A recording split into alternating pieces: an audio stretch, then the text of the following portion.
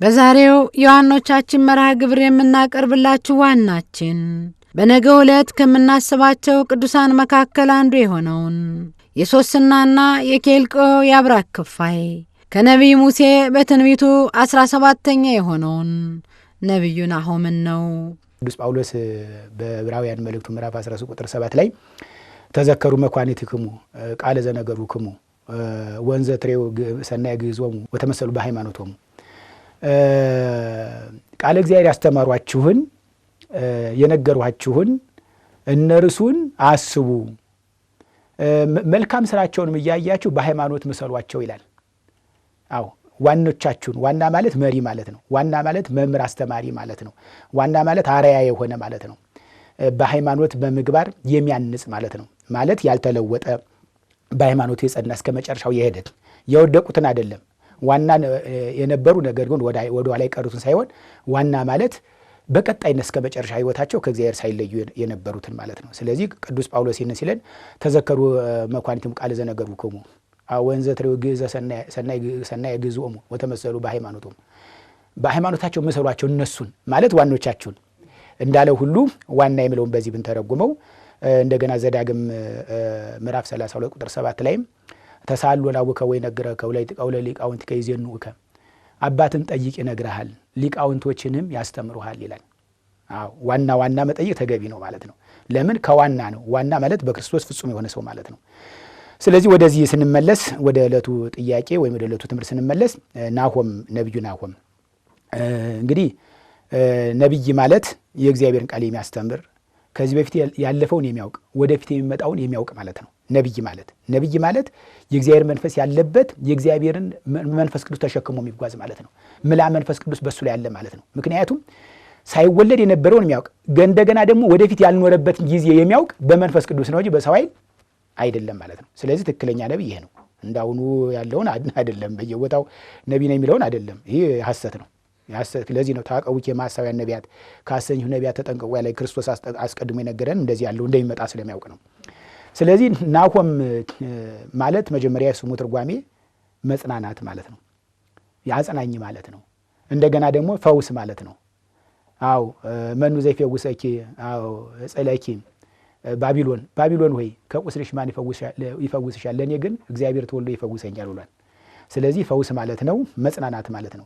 ናሆም ስለ ነነዌ ነው ትንቢቱን የተናገረው። 3 ምዕራፎች አሉት። እንግዲህ ትንቢቱን ሲጀምረው ስለ ነነዌ የተነገረ ሸክም ይላል። እንደሚታወቀው ነነዌ መጀመሪያ እግዚአብሔር ዮናስን ልኮላት ክፉ ስራ ሰርታ እግዚአብሔርን አስቀይማ የማይገባ ህይወት ነበራትና ነነዌ ሄዶ ሰብኮላት ከእሳት ድና ነበረ። ግን ነነዌ ከ100 ዘመን በኋላ ወደ ቀደመ ኃጢአቷ ተመልሳ የከፋ ኃጢአት ስለሰራች ናሆም ስለ ነነዌ ጥፋትን የተናገረ ቀጥታ እግዚአብሔር በማቱ እንደሚያጠፋት እንደምትወድ ተናግሯል ማለት ነው። እንግዲህ እግዚአብሔር ነቢያትን ሲያስነሳ በቀዘቀዙ ጊዜ ከእግዚአብሔር በራቁ ጊዜ ቸል ባሉ ጊዜ ነቢያትን ያስነሳል። የሚያጽናና መከራ በጸናባቸው ጊዜ ግራ በገባቸው ጊዜ የሚያጽናና መልእክተኛ ወይም ደግሞ አስተማሪ ወይም ደግሞ ሚስጥር የሚገልጽ ነብይን ይልክላቸዋል። ስለዚህ ነብይ ማለት ያለፈውን የሚያውቅ የሚመጣውን የሚያውቅ እንደገና ደግሞ መምህር አስተማሪ የሚያጽናና ማለት ነው። ስለዚህ ናሆም ማለት የሚያጽናና ማለት ነው። ናሆም ከተናገራቸው ነገሮች 5 ነገሮችን እናያለን። አንደኛ እግዚአብሔር እንዴት እንደሚያጠፋት የሰሩትን ኃጢአት የነነዌ ሰዎች በምን አይነት መልኩ እንደጠፉና ስለ አዲስ ኪዳንም ትንቢት ተናግሯል። እንዲሁም ነነዌ መጥፋቷ ደግሞ ለይሁዳ ሰላምና ነጻነት መውጫ እንደሆነ እነዚህ ነገሮችን ተናግሯል ማለት ነው።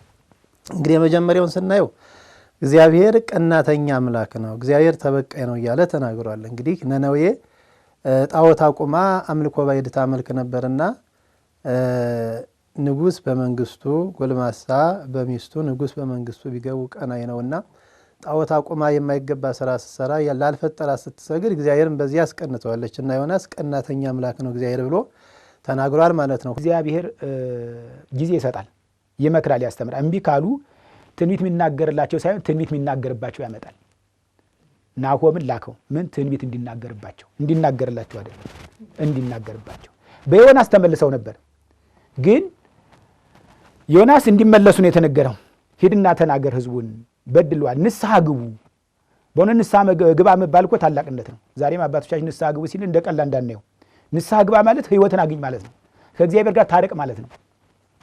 ስለዚህ ዮናስ እንዲታረቁ ከእግዚአብሔር ዘንድ ተልኮ ነበር፣ ተጠቀሙበት። ግን ተመልሰው ደግሞ ወደ አመፃ ታጥቦ ጭቃ የሚባል ነገር። ከዚያ ወዲያ ግን ማን ሄደው? ናሆም ነው ሄደው። ነቢዩ ናሆም ምን ሊል? መከራው ሊነግራቸው። ጠገባችሁ፣ ተነገራችሁ፣ እግዚአብሔር ምሕረቱን አድርጎ በዮናስ ምክንያት መለሰላችሁ። አምናችሁ ነበር፣ ነገር ግን ታጥቦ ጭቃ ወይም የእሪያ ጥበት ይባላል። እሪያ በውሃ መጣጠብ ትወዳለች፣ ኋላ ግን በደለሉ በጭቃው ደግሞ ትንከባለላለች። ስለዚህ ነነዌ ያገኛት ያ ነው። ስለዚህ ማን የተላከው? ናሆም ነበረ። ምን ሊል? መከራቸው ሊነግራቸው።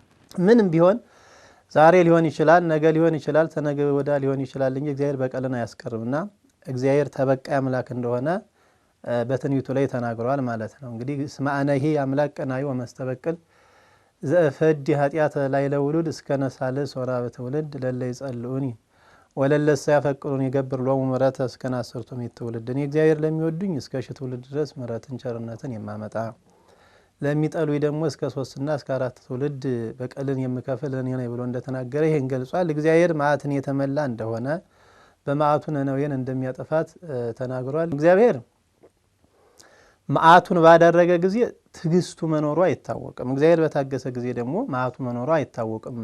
በኖህ ዘመን ዓለምን በነፈር ውሃ ሲያጠፋት የእግዚአብሔር ምሕረት ቸርነት ያለ አይመስልም ነበር። እግዚአብሔር ደግሞ ልክ እንዳሁኑ ዘመን ምእመናን ሲታረዱ መከራ ሲመጣ ጸጥ ሲል እግዚአብሔር የሚፈርድ አምላክ አይመስልም እና ናሆም ግን ነነዌ ሆይ እግዚአብሔር ታጋሽ አምላክ ሆኖ ነው እንጂ መዓትን የተመላ ነው፣ በመዓቱ ያጠፋሻል፣ እግዚአብሔር ትዕግስተኛ ስለሆነ ነው እያለ የእግዚአብሔር ቁጣ በምን አይነት መልኩ እንደሚመጣ እንደ እሳት እንደሚነድ በሰይፍ እንደሚያጠፋቸው ተናግሯል ማለት ነው። እንግዲህ እግዚአብሔርን እንግዲህ ተበቃይነት፣ ቀናተኛነት፣ ትዕግስቱን ከተናገረ በኋላ ደግሞ እግዚአብሔር ቃሉን ሰምተው በጽድቁ ጎዳና አልሄዱትም የተናገረው ቃል አለ። እግዚአብሔር መልካም ነው በመከራ ቀንም መሸሸጊያ ነው እያለ እንግዲህ በመከራ ቀን እግዚአብሔር አምባ መጠጊያ ሆኖ ስሙን ለሚፈሩ እሱን ለሚያስቀድሙ ሰዎች የተናገረው ነገር አለ። ለምሳሌ ኖህ በዚያ በመከራ ዘመን ተሸሽጓል አይደል? በእግዚአብሔር ምሕረት ቸርነት እና አቤሜሌክ ኢየሩሳሌም ስትጠፋ 66 ዘመን ተኝቶ ሳይሞት ሳይርበው ሳይጠመው በእንቅልፍ እንግዲህ አሳልፎለታል። እነ ሰለስቱ ደቂቅም በእሳቱ መሃል እየተመላለሱ እግዚአብሔር ጸጋሁ ለእግዚአብሔር ትዜውሙ ለጻድቃን የእግዚአብሔር ጸጋ ጻድቃንን እንደ ጋሻ እንደ መከታ ሆና ተጠብቃለች እንዳለ በእሳቱ መካከል ተመላልሰው እንዳመሰገኑ እግዚአብሔር መልካም ነው በመከራ ቀንም መሸሸጊያ ነው እያለ ተናግሯል። ሌላ እግዚአብሔር በአውሎ ነፋስና በወጀብ መካከል ጎዳና አለው፣ እናንተ እሱን ብትከተሉት ማት እንኳ ቢመጣ ከሚመጣው ማት ያድናችሁ ነበር፣ ግን እናንተ አልተመለሳችሁም እያለ መዓቱንም እግዚአብሔር ደግሞ በመከራ ቀን ታዳጊ መሆኑንም በስፋት ገልጿል ማለት ነው። እንተ ተመላት ሐሰተ ወዘገብረት አመጻ ወይትጋዝ ማይገተ መቅሰፍታ ደም ለተሞላች ሀገር ወዮላት። ይኸው እንግዲህ መዓት ሊነግልላት ሳይሆን ሊነግርባት ነው የመጣ። ለደም ሀገር ደም ለተሞላች ደም ለምታፈስ አገር ወዮላት። አመፃንና ሐሰትን ለተሞላች አዩ ምን ሆኑ? አመፃኛ ሐሰተኛ ሁሉ ምሕረት አይተው እንግዲህ ያን ሁሉ ምሕረት አይተው ከእግዚአብሔር ጋር ታርቀው የእግዚአብሔር መዓት ወይም ደግሞ ሰዓቱ መጥቶ የዛፎችን ጫፍጫፉን በልቶ እስኪመለስ በጾማቸው በጸሎታቸው ከዚያ በኋላ እንግዲህ ታሞ የተነሳ ክርስቶስን ረሳ እንዲሉ ከዚያ በኋላ እንደገና ውሻ ወደ ጥፋቱ ነነዌ ወደ ጥፋቷ ተመለሰች እንዲሁ ይላል እዚህ ትርጓሜው ላይ። ነነዌ ወደ ጥፋቷ፣ ውሻ ወደ ጥፋቱ ይመለሳል። ውሻ መጀመሪያ በልቶ ሲጠግብ ቆፍሮ ይቀብረውና ተመልሶ ሲረባው የቆፈረው መልሶ ይበላል። ይህ ከውሻ ነው፣ ከሌላ ግን የለም። ስለዚህ ነነዌም ይህን በማድረጓ እግዚአብሔር ያን ሁሉ እንግዲህ ታርቋት እሳትን ያህል እንግዲህ ሊያወድማት የነበረውን ያን ሁሉ ይቅርታ አድርጎላት ተመልሳ ወደ ኃጢአት ስለገባች ናሆም ተልኮ አሌላ ለሀገረ ደም ለተሞላች ደም ለምታፈስ በደም ለምትታጠብ ሀገር ወዮላት። ስለዚህ ምንድን ነው የሚያስተምረን? ደም መጥፎ እንደሆነም አሁን በሀገራችን ደም አለ ምን አለ ደም ይፈሳል ይላል። ሁሉ ደም የሰው ደም ከባድ ነው።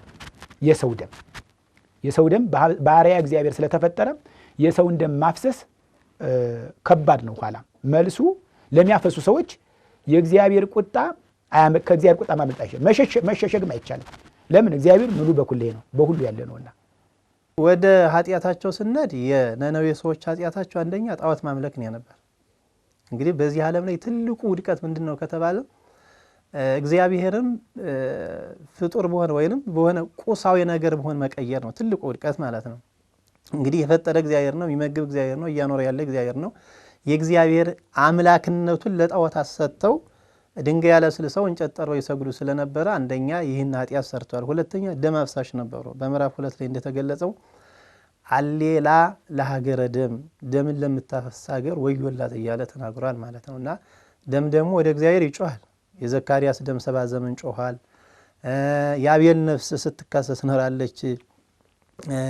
ሄኖክን የነፍሳትን ቦታ ሲያሳየው መልአኩ ትንጸረጸር ትጣራ ነበር ይላል። እዛ መንፈስ ዘመኑ ይች ነፍስ የማናት ሲለው የአቤል ነፍስ ናት ብሏል። ስለዚህ ደም አፍሳሽ ነበረች። የሚገርመው የነነዌ መንግስት ወይንም ያሶር ገዥ በጣም በስቃዩ ይታወቅ ነበር ይላል። የህዝቡን አካል እያጎደለ ሰውነታቸውን እየቆራረጠ ደማቸውን እያፈሰሰ በጣም ጨካኝና ክፉ ነገስ ነበርና አንቺ ሀገር ሆይ ወዮልሽ ደም አፍሰሰሻልና እያለ ደም አፍሳሽ ስለመሆኗ ገልጿል ማለት ነው። ሌላው በዚያ ላይ ነግሶ ይኖር የነበር ሐሰት ሞልቶባት ይኖር ነበር ይላል። በመጽሐፍ ደግሞ ወሐሰት ሬሳ አመጻ ይላል። ያመጻ የበደል ሁሉ አለቃ ነው ሐሰት መናገር ይላል። እግዚአብሔር እንግዲህ አንደበትን የፈጠረ እውነት ልንናገርበት እንጂ ሐሰት ልንናገርበት አይደለም። እንዳለመታደል ሆኖ እግዚአብሔር በጎ ህዋሳትን ማለት መልካም ነገር ልንሰራባቸው የፈጠራቸውን ህዋሳት እኛ ቀይረን ክፉ እንጠቀምባቸዋለን እንጂ እግዚአብሔር ክፉ መሳሪያ አይፈጥርም። እነሱ አንደ የፈጠረላቸውን አንደበት ሁሉ ጊዜ ሐሰት በመናገር ያሳልፉት ነበርና ሐሰትን የተመላሽ ሀገር ወዮልሽ ይል ነበር። ሌላው ቅሚያ፣ ንጥቂያ፣ ዘርፊያ የሞላባት ሀገር ነበረች። ተዘርዝሯል ኃጢአቷ ማለት ነው። እንግዲህ ሰው ያለከመበትን ከ10 ትእዛዛት አንድም ይትስርቅ ነው አይደል? አትስረቅ ነው። ባልንጀራ እንደራስ ወደ ነው። ሰው ከወደደው አይሰርቅምና እንዲህ አይነት ክፋትና ተንኮል የተመላባት ሀገር ነበረች ማለት ነው። እንግዲህ ቀድሞ የተነገራትን ሰምታ መመለስ ስትችል ወደ ቀደም ኃጢአቷ ተመለሰች። በዚህ አይነት ምክንያት እግዚአብሔር በማታ አጥፍቷታል ማለት ነው። እንግዲህ ይህን ኃጢአት ከሰራች በኋላ እግዚአብሔር በምን እንደሚያጠፋት ነነዌም በሶስተኛ ደረጃ ኃይለኛ ጎርፍ መጥቶ ጠራርጎ እንደሚያጠፋት ተናግሯል ማለት ነው። አንድም ምሳሌ ነው። እንደሚታወቀው ማዕበል ጎርፍ ሲመጣ ፈጣን ነው፣ ጠራርጎ ነው የሚመጣ፣ ኃያል ነው። እግዚአብሔር ሊገስጽ ሲል ላጥፋ ሲል አንድ ከሚያጠፋባቸው መሳሪያዎች ጎርፍ ነውና አሁንም እንደምናየው በውጭ ዓለም አንዳንዴ አውሎ ነፋስና ጎርፍ መጥቶ ጥርግርጋቸውን ያወጣቸዋል። አንድም ይላል ጎርፍ ፈጥኖ መጥቶ ጠራርጎ ምንም ነገር ሳያስቀር እንደሚወስድ እግዚአብሔርም መዓት በጎርፍ በተመሰለ መዓቱን ፈጥኖ እንደሚያጠፋት ተናግሯል። ሌላው እንደ እሳት በሚንቦገቦግ ጦር እንደምትጠፋ ናሆም ተናግሯል ማለት ነው። እንደ መብረቅ በሚከንፍ ይላል። በጣም ነነዌ እግዚአብሔርን አስቀይማለች ማለት ነው። እንግዲህ እንደ መብረቅ ማለት እንግዲህ የእሳት ሰይፍ ማለት ነው። በዚያ በሚፈጥን ሰይፍ አጥፍቷታል። ወደ ጨለማ እንደሚሄዱ ሁሉም ደረታቸውን እየደቁ ዋይ እያሉ እንደረጉ እየተቀዘበዙ መከራው ሲደርስባቸው የሚመጣባቸው መከራና ስቃይ በሚገባ ገልጿል። የሚገርመው ለዘላለም እንደምትጠፋ ነነዌ ከዚያ በኋላ ተመልሳ በቀደም ኃያልነቷ አልተመለሰችም። እግዚአብሔር ተቀይሞ አጥፍቷታልና ምድረ በዳ እንደምትሆን ባድማ እንደምትሆን የሚደርስባትን መከራና ግፍ ተናግረዋል። በነገስታቱ በኦዚያን ዘመን የእስራኤል ልጆች ስለ ክደታቸውና ጣዖት ስለማምለካቸው ትንቢት የተናገረ እግዚአብሔር ምንም ይቅር ባይ ምሕረቱም የበዛ ቢሆን ካልተመለሱ ጠላቶችን ይበቀላቸው ዘንድ የፍርድ ቀን እንደሚመጣባቸው በትንቢቱ የገለጠም ነቢዩ ናሆም ነነዌም ውሃና እሳት ያጠፋን ዘንድ ትንቢት ተናግሮ እንደ ቃሉ የሆነለት የትንቢቱንም ወራት ሲፈጽም እግዚአብሔርን አገልግሎ በሰላም ካረፈው ከነቢይ ናሆም መንፈሳዊ ማንነት እኛ ምን እንማር ይሆን? በረከቱ ይድረሰን። ከነቢዩ ናሆም እንማረው የሃይማኖት ጽናት እንማራለን። እግዚአብሔር ብቻ ዳኝ መሆኑን እንማራለን። እግዚአብሔር አዋጭ መሆኑን እንማራለን። ማለት አዋጫቸውን የተናገሩ አገርን ንጉስን ሳይፈሩ እነሱ ምንድን ያለ አሌላ ለሀገረ ደም ለተሞላች ሀገር ወዮ ብሎ ነው። ሳይፈራ ማንንም እንግዲህ መጽሐፍ ወንጌል ምን ይላል? እዚህ ትርጓሜ ስንመር ዘሳምነኒ በቅድመ ሰብ አነኒ አምኑ በቅድመ አቡየ ዘበሰማያት ወለሰሰ ክህደኒ በገጸ ሰብ አነኒ ክዶ በገጸ አቡየ ዘበሰማያት ወለድኩ ከእብሎ ወክህድኩ ከእብሎ። መንግስት የወደደውን ዘመን የወለደውን ሳይል የሚያምንብኝ ሁሉ እኔ ደግሞ በሰማይ አባቴ ፊት አምንበታለሁ። ነገር ግን መንግስት የወደደውን ዘመን የወለደውን ብሎ በሰው ፊት ያፈረብኝ እኔ ደግሞ በሰማይ አባቴ ፊት አፍርበታለሁ። ወለዱ እለዋለሁ፣ ነገር ግን ካዱ። መወለድ ግድ ነው፣ ግን ኋላ ግን ከልጅ መውጣት ደግሞ አለ። መወለድ ያው የትም አይደርስ። አንድ ሰው ለምሳሌ ልጁ መናፍቅ ቢሆንበት ልጄ ነበር፣ ነገር ግን ምን ይሰራል? ልጄ ነበር በቃ አባርሪዋለሁ፣ ምክንያቱም ሌሎች ሊበክልብኛል ብሎ ያባርሰዋል። ስለዚህ ነቢያትን መምሰል ነው እንግዲህ ከኛ የሚያዋጣ። ሞትም ቢሆን መከራም ይሆን መቅሰፍትም ቢሆን ምንም ቢሆን ነቢያት ዋኖቻችን አሳይተውናል። ከነቢዩ ናሆም የምንማረው አንደኛ ፈሪሃ እግዚአብሔር እንዲኖረን በአምልኮታችን እንድንጸና፣ ነገር ግን ሃይማኖት ካዱ የሚል ካለ ግን በሃይማኖት መሞት እንደሚገባ ነው። የክፉ ሰዎች ታሪክም የመልካም ሰዎችም ታሪክ ተሰንዷል። እንግዲህ የክፉ ሰዎችን ታሪክ ስናይ በእነሱ ጎዳና ሄደን እኛንም ዘላለማዊ ጥፋት እንዳንጠፋ ያስረዳል ማለት ነው። መልካም ሰርተው ያለፉ ሰዎችን ስናይ ደግሞ እኛም በእነሱ ጎዳና ሄደን በሰማይም በምድርም እንድንባረክ የማያልፈውን ያን በተመስጦ የምንኖርበትን ዓለም እንድንወርስ ነው ዋናው መጽሐፉና ከነቢዩ ዮናስ ምን እንማራለን ስንል አንደኛ ነቢዩ ናሆም ማኅደረ እግዚአብሔር ነው። ነቢይ ማለት ልሳነ እግዚአብሔር ነው። የእግዚአብሔር አንደበት የእግዚአብሔር አፍ ማለት ነው። እግዚአብሔር ሀብቱን ረድኤቱን አሳድሮበት ቅድመ ዓለም ያለውን ማእከለ ዘመን ያለውን ዓለማት ካለፉ በኋላ የሚሆነውን ነገር የሚናገር ነው ማለት ነው። የሰው ልጅ ደግሞ ትልቁ ትክክለኛነት ወይም ጻድቅነት ወይም ደግሞ የተፈጠረበት ዓላማ እግዚአብሔር ማደሪያ ሊሆናል። ስለዚህ እግዚአብሔር በናሆም ላይ ጸጋውን ስላሳደረ ናሆም የእግዚአብሔር ማደሪያ ስለሆነ ነው ትንቢቱን የተናገረው ማለት ነው። ስለዚህ ሰው ሕገ እግዚአብሔርን ከጠበቀ እንደ እግዚአብሔር ፈቃድ ከተመላለሰ እንደ ሕጉ ከኖረ የእግዚአብሔር ማደሪያ ነው ማለት ነው። አሁን የሆነውን አይደለም ኃላፊያትና መጽያትን እያወቀ በእግዚአብሔር ሕግ እየተመራ ወይንም ደግሞ ሕይወቱን እግዚአብሔር እየመራለት ለራሱ መድኃኒት ሆኖ ለሌላውም ቤዛ ሆኖ ያልፋል ማለት ነው። አንደኛ ለራሱ መድኃኒት ማለት ሀብተ እግዚአብሔር ካደረበት የሰው ልጅ ሁል ጊዜ መልካሙን ነገር ነው የሚያደርግ። እንደ አባ ሕርያቆስ ጎሳ ልብ የቃለ ሰናይ ብሎ እንደተናገረ ሁል ጊዜ አንደበቱ በጎ እየተናገረ እጆቹ ለመልካም እየተዘረጉ እግሩ ወደ በጎ ነገር እየገሰገሰ የራሱ በነፍስም በስጋ የሚባረክበትን መልካም ነገር ያደርጋል ማለት ነው። ለሌላው ደግሞ የማይገባ ህይወት መኖር እንደሌለባቸው በጎ ነገር ማድረግ እንዳለባቸው ይናገራል ማለት ጽድቁንና ኃጢአቱን ለይቶ ብርሃንና ጨለሙን ለይቶ የሞቱንና የህይወቱን ጎዳና ለይቶ ይሄን አታድርግ ትጠፋለህ፣ ይሄን አድርግ ትጸድቃለህ እያለ ሕገ እግዚአብሔርን ያስተላልፋል ማለት ነው። ስለዚህ ማኅደረ እግዚአብሔር ስለሆነ እኛም የእግዚአብሔር ማደሪያ መሆን እንዳለብን የእግዚአብሔር ማደሪያ ከሆን ከተመረጥ እግዚአብሔር የኛ ካሰብነው በላይ በእኛ ላይ ስራ እንደሚሰራ ያስረዳል ማለት ነው። እንግዲህ ማኅደረ እግዚአብሔር ሆነ ስንል የተመረጠው በራሱ መልካምነት ነው።